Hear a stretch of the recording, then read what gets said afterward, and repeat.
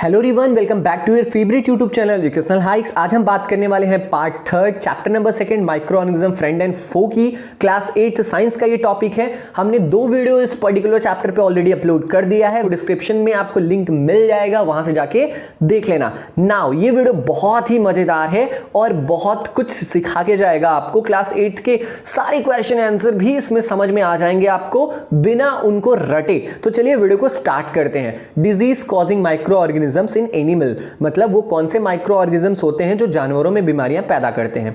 Several micro organisms not only cause diseases in humans and plants but also in other animals. कुछ ऐसे micro organisms होते हैं जो केवल इंसानों और पौधों में अपनी बीमारी पैदा नहीं करते हैं, वो जानवरों को भी बीमार करते हैं। जैसे कि anthrax is a dangerous human and cattle disease caused by A bacterium. जैसे कि एंथ्रैक्स एक बहुत ही डेंजरस, बहुत ही खतरनाक बीमारी है जो कि इंसानों में होता है, पशुओं में होता है, बैक्टीरिया की वजह से।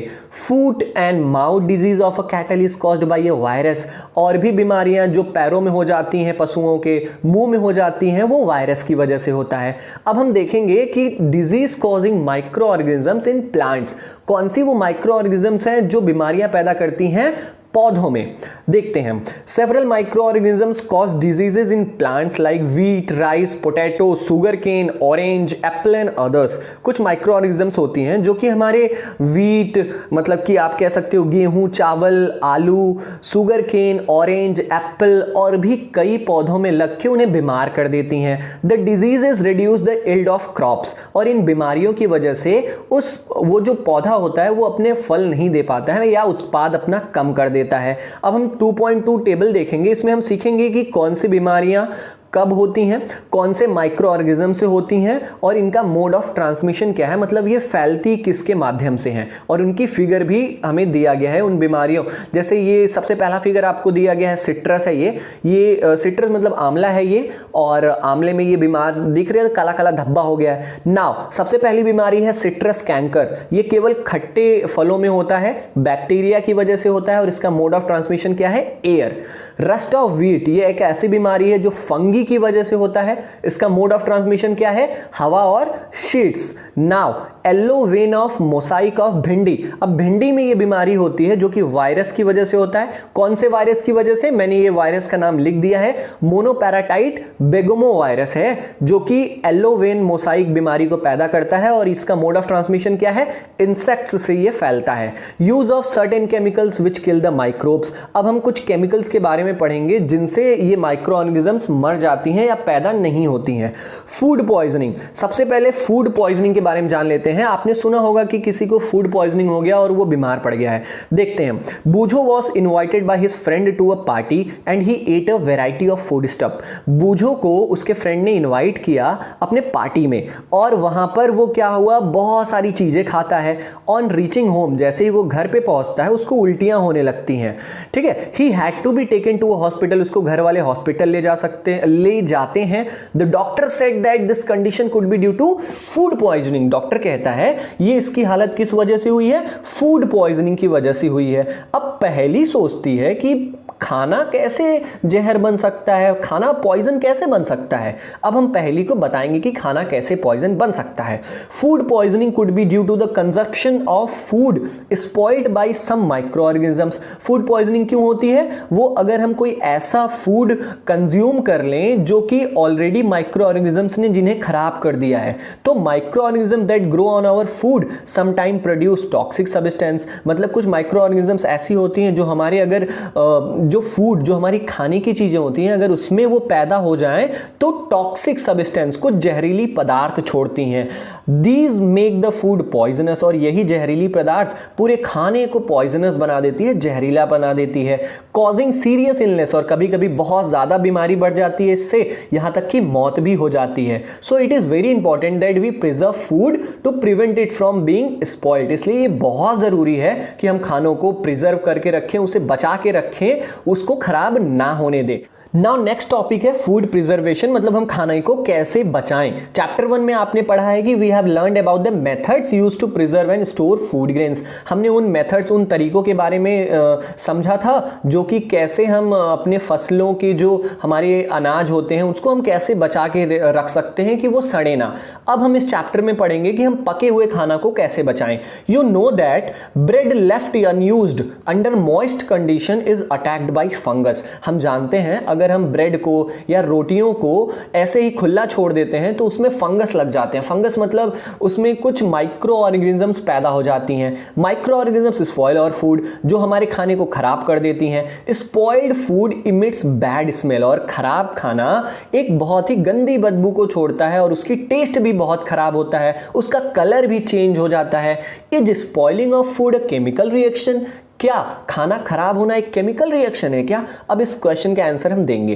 पहेली बॉट सम मैंगोज, पहेली ने कुछ आम खरीदे but she could not eat them for a few days, लेकिन वो कुछ दिनों तक उसे खा नहीं पाती है। Later she found that they were spoiled, और कुछ दिनों बाद वो जब उसे खाना चाहती है तो वो देखती है कि वो सारे मैंगोज खराब हो चुके हैं, सड़ गए हैं। But she knows that the mango pickle her grandmother makes does not spoil for a long time, लेकिन उसे पता था कि जब मेरी दादी माँ अचार बनाती है तब भी तो वो आम को काट के डालती है, तो वो खराब क्यों नहीं होता?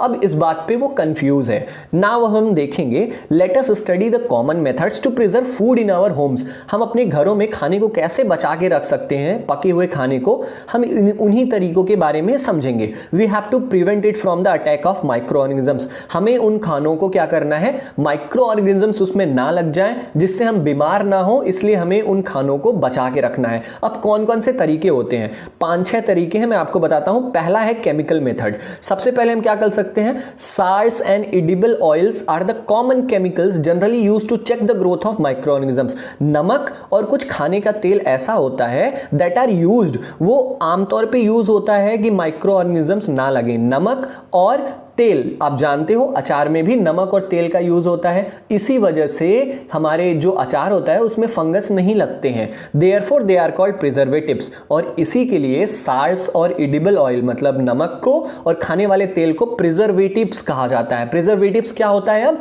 जो हमारे खाने को खराब होने से बचाए उसी को प्रिजर्वेटिव्स कहते हैं। वी एड सॉल्ट और acids preservative to pickle to prevent the attack of microorganisms. मैंने जैसा बताया कि हम अपने अचार में नमक डालते हैं या कुछ ऐसे एसिड डाल देते हैं जिससे हमारे अचार खराब नहीं होते हैं। Sodium benzoate and sodium metabisulphite are common preservatives. अब ये दो केमिकल्स दिए हैं, सोडियम बेंजोएट और सोडियम मेटाबाइसल्फाइड। इन दोनों का काम क्या है? ये प्रिजर्वेटिव्स हैं, ये खाना को बचाने का काम करती हैं, मतलब इन्हें खराब नहीं होने देती हैं। These are also used in the jams. अब ये दोनों केमिकल जैम्स में यूज होते हैं, हमारे सॉस में यूज होते हैं, ताकि वो जैम और सॉस खराब ना हो सके और वो हम जब खरीद के लेके आते हैं तब भी हम लंबे दिनों तक उसे यूज कर सकते हैं। नाउ दूसरा मेथड क्या है? Preservation by common salt. हम केवल नमक के यूज से भी खाने को बचा सकते हैं।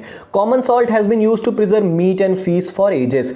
जो हमारा साधारण नमक होता है वो मीट और मछलियों को बहुत सालों से वो खराब ना हो, खाने लायक रहें, इसलिए मीट पर और मछलियों पर क्या नमक छिड़क दिया जाता है। Meat and fish are covered with dry salt to check the growth of bacteria. जो मीट होती है और जो हमारा फिश होता है, मछली होती है, अगर हम उसको बहुत समय तक रखना चाहते हैं तो उसको हम नमक से ढक के रखते हैं ताकि ये खराब ना हो जाए। Salting is also use to preserve amla, raw mangoes, tamarind etcetera. नमक का जो ये जो नमक छिड़कने की जो प्रक्रिया है ना, वो आंवला पर भी छिड़काव होता है, कच्चे मैंगोस पर भी छिड़काव होता है। टैमारिंड में भी, टैमारिंड मतलब इमली होता है, इमली पर भी हम नमक छिड़क देते हैं ताकि ये चीजें खराब ना हो। Preservation bye sugar. हम चीनी की मदद से कैसे खाने को बचा सकते हैं? जैम जो होती हैं, जो जेलीज होती हैं, जो चॉकलेट्स हम खाते हैं, और जो मीठी मीठी स्क्वैशेस होती हैं, उनको भी बचाया जाता है शुगर के माध्यम से, मतलब उसमें नमक मिला दिया जाता है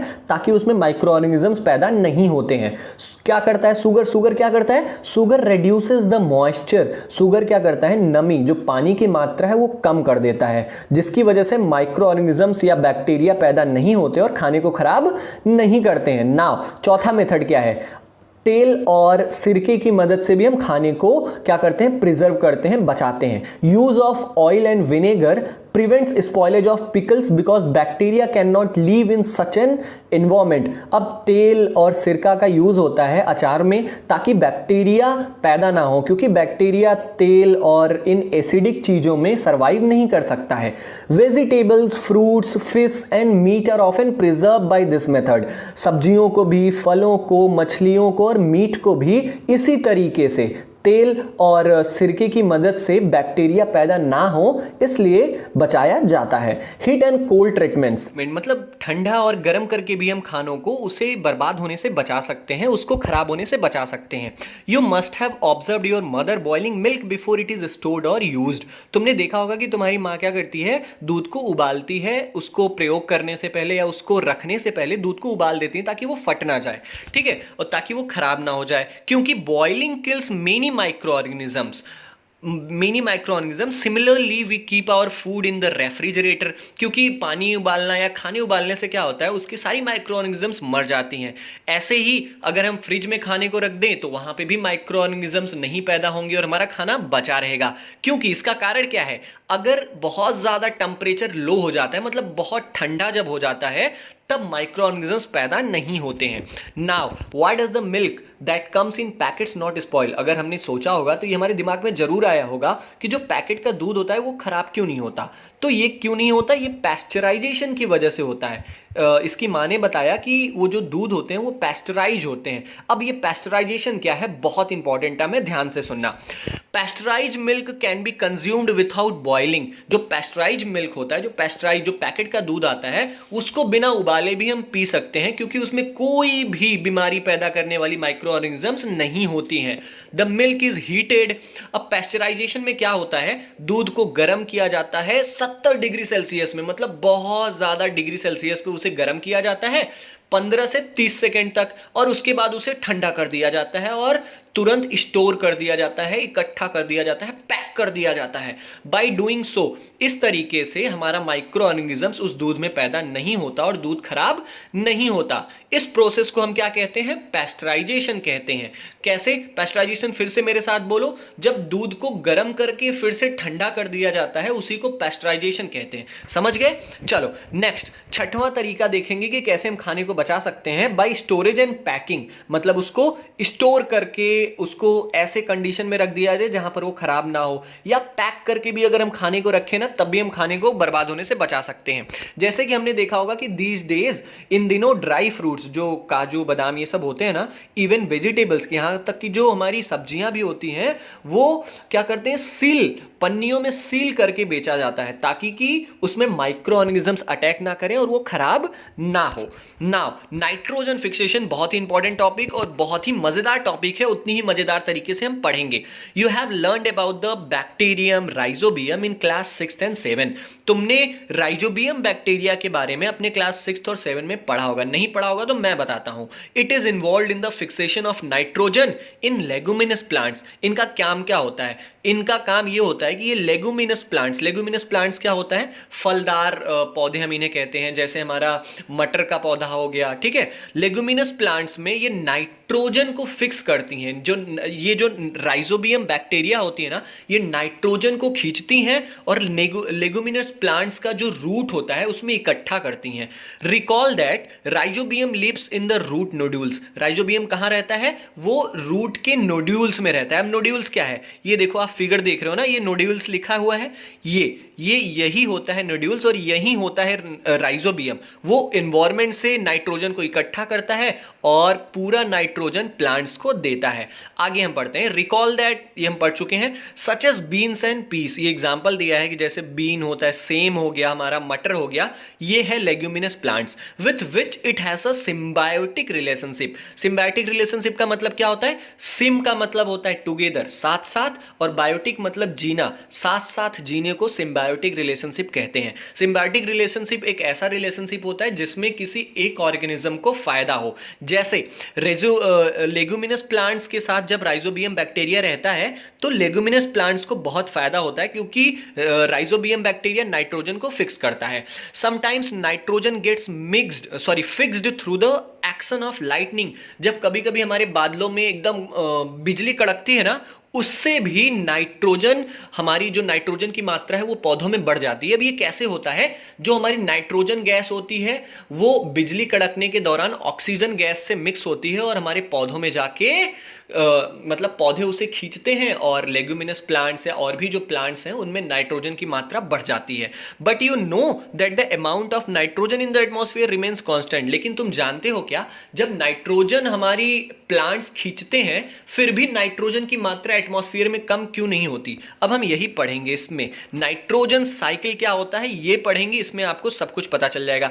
पहले ये देख लो आप, ये लेग्यूमिनस प्लांट का नोड्यूल्स है, नोड्यूल्स यहां पर है और राइजोबियम बैक्टीरिया आपको ये नोड्यूल्स के बगल बगल में रूट हेयर्स होते हैं, उन्हीं के बगल बगल आपको राइजोबियम बैक्टीरिया मिल जाएंगे।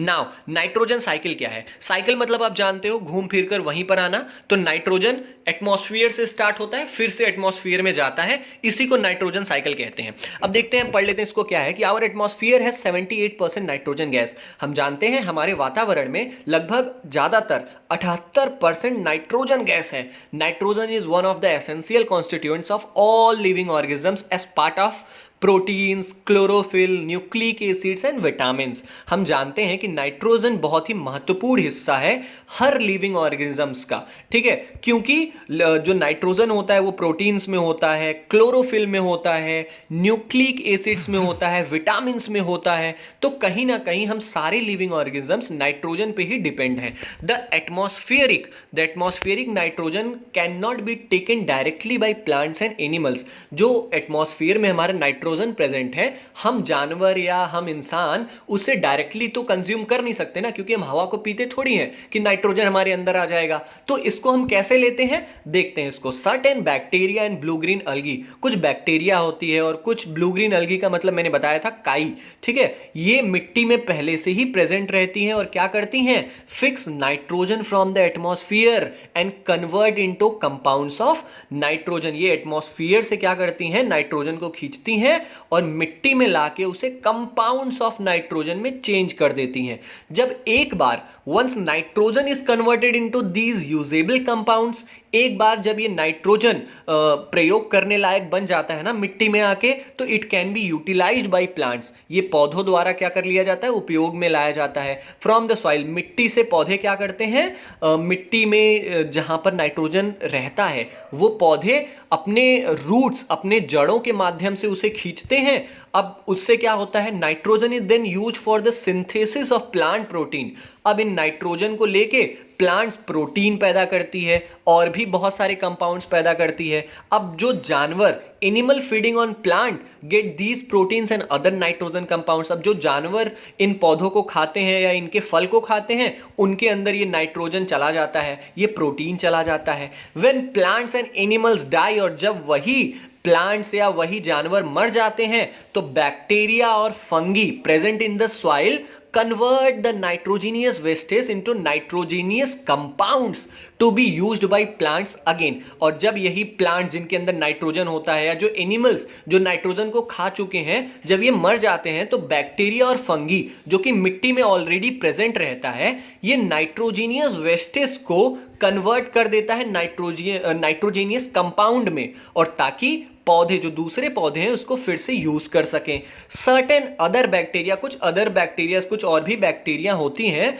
जो कि convert some part of them to nitrogen gas, जो कि क्या करती हैं, उन नाइट्रोजीनियस वेस्टेज को, जैसे देखो कुछ बैक्टीरिया तो नाइट्रोजीनियस वेस्टेज को कंपाउंड्स में बदल देती हैं और कुछ बैक्टीरिया नाइट्रोजन गैस में बदल देती हैं, जो कि वापस एटमॉस्फेयर में चला जाता है। और जिस वजह से जो परसेंटेज ऑफ नाइट्रोजन होता है हमारे वातावरण में वो बना रहता है, वो कभी भी कम नहीं होता है। तो इस तरीके से ये पूरा नाइट्रोजन साइकिल खत्म हो जाता है। ये मैंने जितना भी अंडरलाइन पॉइंट किया, this is the nitrogen cycle. अगर आपको कोई बोले कि व्हाट इज नाइट्रोजन साइकिल, तो आप अगर ये पूरी अंडरलाइन पॉइंट्स को अच्छे से समझे हो तो आप बता देना। अब यही पूरा फिगर है, आप इस फिगर को भी बना देते हो तब भी आपका आंसर कंप्लीट हो जाता है। जैसे एटमॉस्फेरिक नाइट्रोजन से निकलता है, फिर नाइट्रोजन फिक्सिंग बैक्टीरिया में जाता है, ये सारी चीजें मैं ऊपर पढ़ा चुका हूं।